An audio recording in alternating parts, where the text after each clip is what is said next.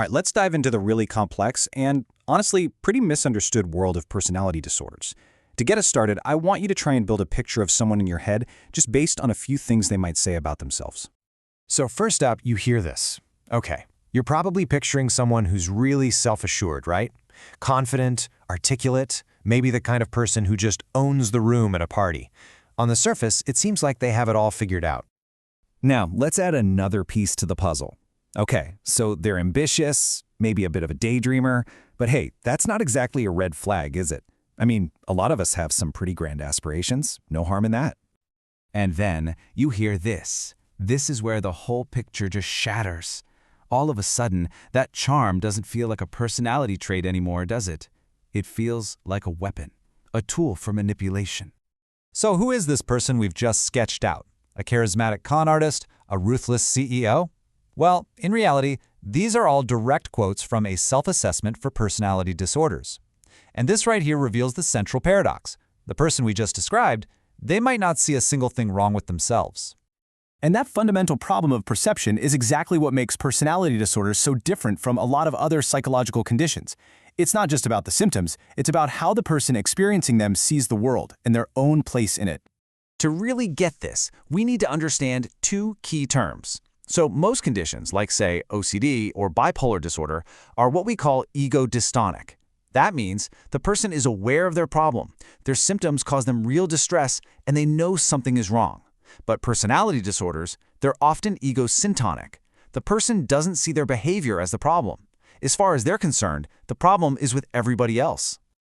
And this is exactly why the official DSM-5 definition is so critical. It calls them inflexible, disruptive, and enduring patterns of behavior.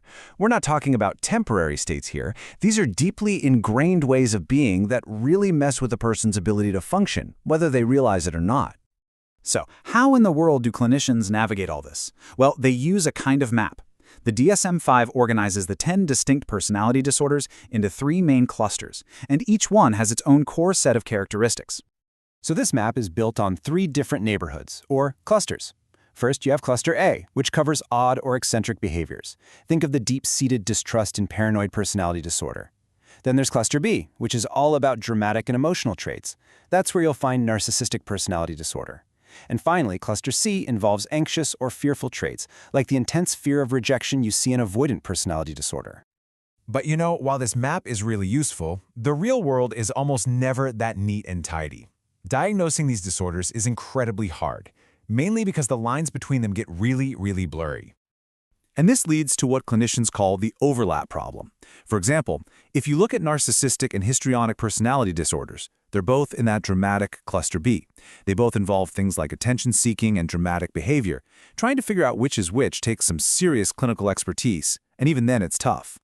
The result of all this complexity? Well, it's pretty telling. Believe it or not, the single most common diagnosis given to patients is personality disorder not otherwise specified, or PDNOS. As you can see here, clinicians can often tell that a personality disorder is present, but pinning down the exact one can be almost impossible. Because of this challenge, a lot of experts are now pushing for a totally new approach, the dimensional model. So instead of trying to force someone into one rigid box, it would rate them on a spectrum of different personality traits, like narcissism or avoidance. The whole idea is to move away from these simple labels and toward a much more nuanced and accurate picture of a person. Okay, so to see what this actually looks like in practice, let's do a deep dive into one of the most studied and complex of these conditions, borderline personality disorder, or BPD. Now, BPD has been seriously misunderstood and stigmatized for a long time, with patients just getting labeled as difficult. But our modern understanding is totally different. We now see it as a really complex set of learned behaviors, often developed as a way to survive childhood trauma or neglect. So things like intense emotional instability or big outbursts of rage, they're being reframed as dysfunctional coping mechanisms, basically unhealthy tools a person learned they had to use to get their most basic needs met. Now let's turn to maybe the most famous and frankly the most troubling of them all, antisocial personality disorder. You've probably heard it called by its other names, psychopathy or sociopathy. To really get a sense of its impact, just look at this number. People with antisocial personalities make up only about 1% of the general population, but they're estimated to make up a staggering 16% of the incarcerated population. That highlights a massive link to the criminal justice system. So what is going on in the brain here? Well, research points to this whole tangled web of biological factors. It can start really young with something called impaired fear conditioning, which basically means they don't learn from consequences the way most of us do. This is tied to the frontal lobe, which is our brain's impulse control center. Scans show less activity and sometimes even less tissue in this area.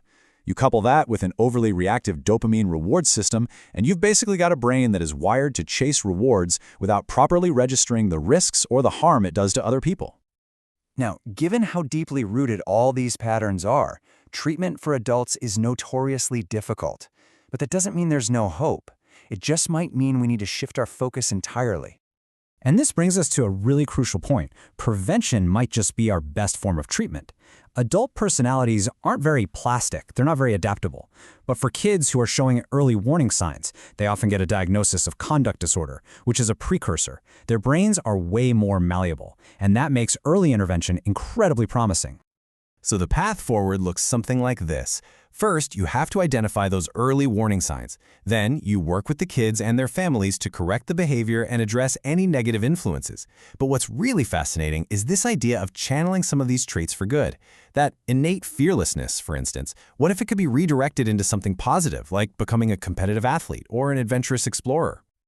And this really leaves us with one final vital question. If the foundations of these enduring, difficult patterns are laid down so early in life, does that mean that focusing on prevention, on creating healthier, more supportive environments for children, isn't just a good idea, but our most powerful and compassionate tool for real change?